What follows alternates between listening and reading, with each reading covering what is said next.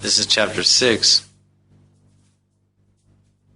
where Rupa Goswami starts describing what are the different ways that you can practice bhakti yoga.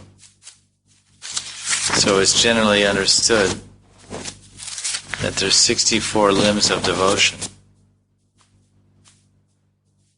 64 prominent ways of serving Krishna or pleasing Krishna.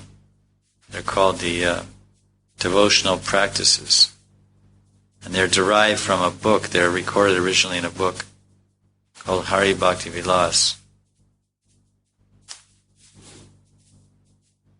So now Rupa Goswami is going to describe exactly how we can engage our senses, the senses of our body, in some practical service to Krishna.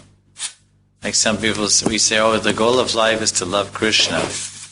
And love means service. We should always serve Krishna throughout the day and night. So then people say, well, what do you mean by service? Government service or army service? What do you mean by serving Krishna? How do you serve God? So then he gives the explanation by describing 64 ways to serve God from the beginning until the end. So the first point he mentions, in Sanskrit it's called Guru Pad Ashraya, to take shelter of the lotus of the feet of a bona fide spiritual master. Because this is the most important item of bhakti, it's mentioned first. So it gets the primary position and primary emphasis. Rupa Goswami says he lists this most crucial item first.